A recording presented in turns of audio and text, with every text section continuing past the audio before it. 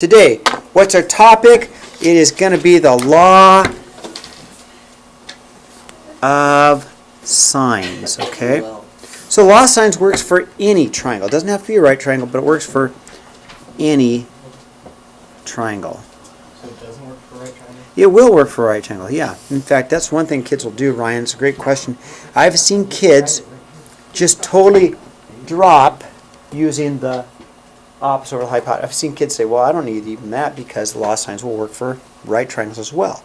So if you haven't learned that stuff, the law of sines will bail you out, okay? So how does it work? Well, let's go back to the notes. Absolutely need to know a pair of opposites, okay?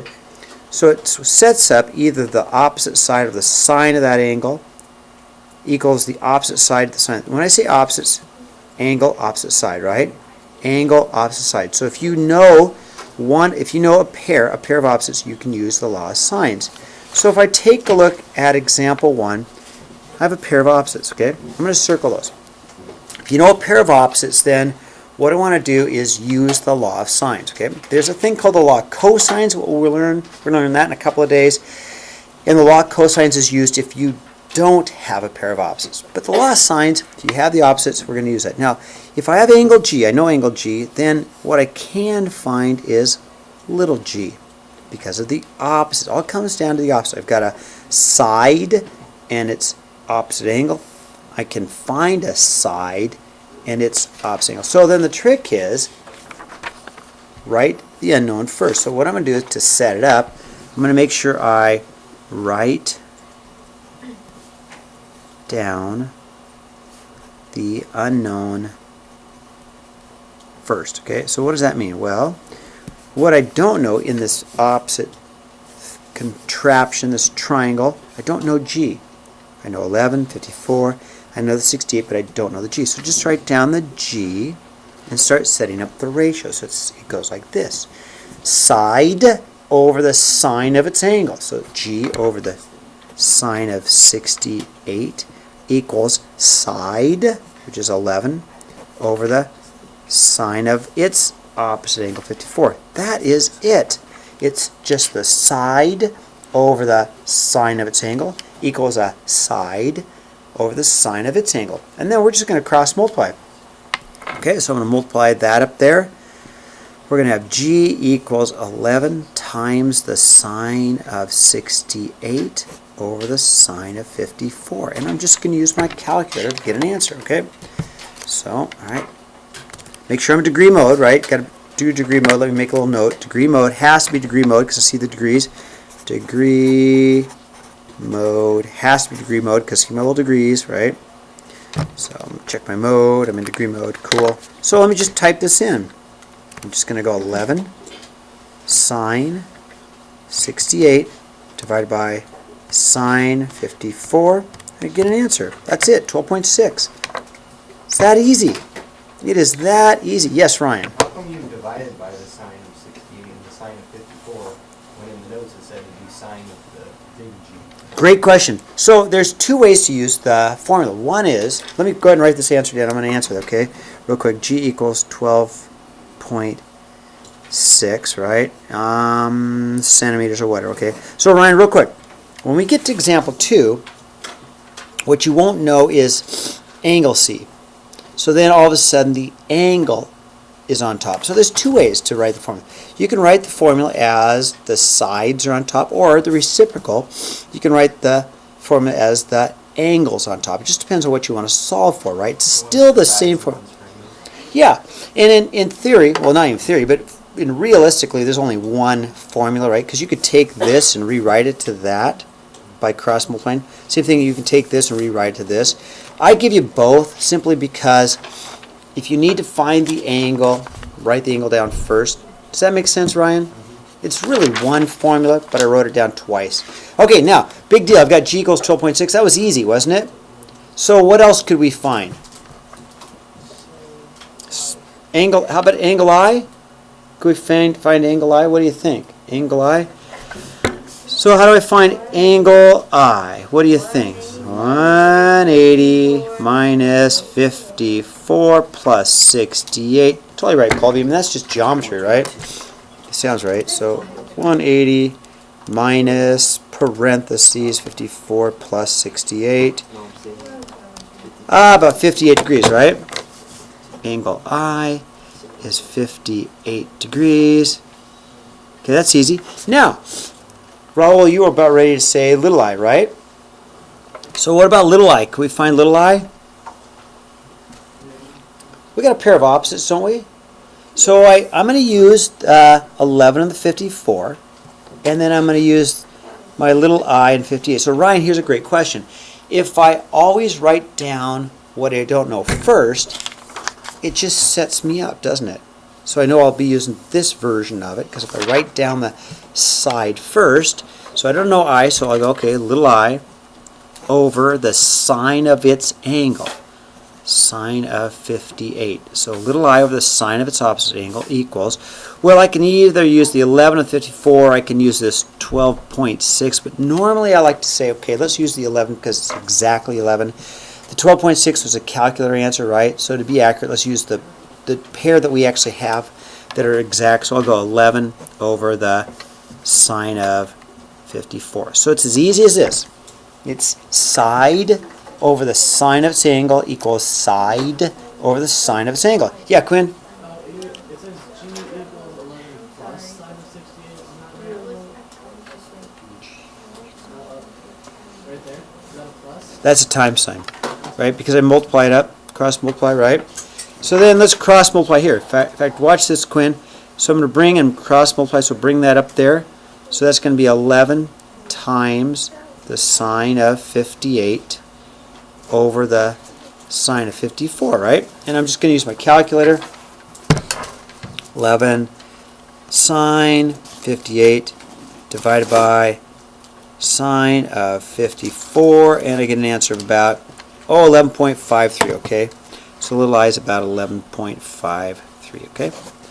So one more time, I'm going to say it again. It is side over the sine of its angle, opposite angle is equal to side over the sine of its angle. That's it. Okay, now, example 2 is a little bit different because we're going to have to find an angle. So before we do anything else, and we're going to write this down, if you need to find an angle, what button do you push on your calculator? Sine inverse. Sine inverse. So we are going to push, for sure, sine inverse of some number to get an angle. Okay, we're going to definitely have to push sine inverse. Okay, but let's set it up. So again, find your opposites. First, find your opposites. 21, 80. You agree? It's this one. It's easy, isn't it? Find your opposites. And now I've got a 15. That means the angle I should be able to find is angle C. It's the opposites, right? Okay, so you find your opposites. I've got 21 and my 80. 15, so its opposite angle has to be angle C, so I can find angle C. So again, write down what you don't know. So what I don't know is the C, but I have to write it as the sine of angle C, right? Because I'm doing angles, so it has to be the sine. So I'm going to go write down the sine of angle C over its opposite side, which is 15, okay? So the sine of the angle over its opposite side equals the sine of its angle, sine of 80 over its opposite side, okay? How's that look? And Ryan, now I think you're seeing why I have two formulas, right? It's basically the same formula, but it's just rewritten, okay? Okay, so let's cross multiply and bring up the 15, multiply up the 15. I'll have sine of C equals 15 times the sine of 80 over 21, right? And then I'm going to need to use my calculus. I'm going to go 15 times the sine of 80, close your parentheses, divided by 21. And I'm going to get a decimal. That's not the answer. 0.7 cannot be that angle, right? Can't be. 0.7 is not angle C. But when we push sine inverse of that, we're going to get the angle, right? So we got to make sure that we get this sine of C is equal to 0.703, blah, blah, blah, blah. Then we got to do the sine inverse of the 0.703 because that gives me the angle, right? So I'm just going to go sine inverse, and I'm going to push answer button for accuracy, okay? I just use, so if I push my answer button, then the 0.7034, blah, blah, blah, blah, is in the calculator, right? For accuracy, it just helps me. Enter. Now 44.7 sounds like it could be an angle, right? And it is. So angle C is equal to, approximately equal to 44.7 degrees, okay? All right, now, angle A, what do you think? Angle A is easy? Thank you, Colby. Yes, angle A is just 180 minus my 44.7 plus my 80, right? So let's see, here we go. 180 minus parentheses 44.7 plus 80, right? And we get an answer of 55.3. Angle A is 55.3. Okay, now we're missing one more thing. What are we missing? Little a. Yeah, little a, right? So how are we going to find little a? You don't. Diagrams there? No, it's not a right triangle. It's a good guess. There's nothing wrong with saying that. Oh, yeah. How about we just use what did we do up above? What do we do up here? Law of sines, right? So let's set it up. I'm going to go little a over the sine of 55.3 equals 15. Nope, I'm sorry. Let's use 21 over the sine of 80, okay? So one more time. If you want to find it, just set up the opposites. Just set up the opposites, okay? So that's what I did. I went, yeah, a over the sine of 55.3 equals 21 over the sine of 80. So if you get in the habit of always writing down what you don't know first, then it just sets itself up, right? And then we're going to cross multiply, bring that up there. So I'll have little a equals 21 sine of 55.3 divided by sine of 80. And just use my calculator. All right, I can do that. 21 times the sine of 55.3, close your parentheses, divided by sine of 80, we get an answer about 17.5. So little a is 17.5, okay? So this one's not bad. It comes down to if you have a pair of opposites, use this. You need the pair of opposites to do it, but if you have a pair of opposites, piece of cake. And Ryan, you're totally right when you said, can this be done with a right triangle? Yes, because your other angle would be a 90 degree angle, right? Okay, example 3. A little bit more work. We can do it though. So a bird is perched up here, 110 meters down the hill. The angle of inclination is 8 degrees right here. But the angle of inclination for the hill is 50, so we know that this is going to be 50, right? Find the distance from the bird to the tower, okay? From the bird to the observer. So I need this distance here. Let's just call this x. How's that? So we need that distance, right? Let's see. What are some things we know?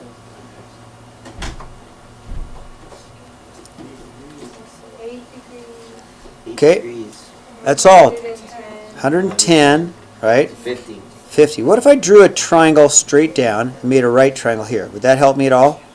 Yes. That might help me a little bit, right? So I'm just going to create this right triangle here. So you see anything else? 58 degrees. This is definitely 58 degrees there, I agree, which might help me there, right? Right? So Quinn says this whole triangle here is 58. That's actually not bad because that might give me that angle there, right? You can get 432. So 32, you guys get 32 for here? Let's see, we'll just do it. 32 is right. Go 90 minus 58. 32, I agree with that. So that's 32. Okay, I totally agree with that, right? And then we should be able to get this angle here, right? Should be able to get that angle there. Well, if this is 50, that's 40, right? That was 140 there. Okay, you guys okay with that? Do I have a pair of opposites? Because I do. I'll show you I have a pair of opposites here and here. See my opposites? See my pair of opposites? What do we want to find? So let's write x down first. We'll go So x. 110 is side. 110 is a side, yes. So x over the sine of 140 equals 110 over the sine of 32. So we set up our opposites. Once you have a pair of opposites, you just set the law of sines. Write down what you don't know first, and then the formula just works. It just works itself out. X over the sine of 140 will equal 110 over the sine of 32. Side over angle, right? Nika, you've done this before, I'm sure. I know. 110 sine of 140 over sine of 32, right? Just go 110 sine 140, close the parentheses, divided by sine of 32, and we get a grand answer about 133.4, and that's obviously, is it meters? Meters. Okay? Not bad, is it?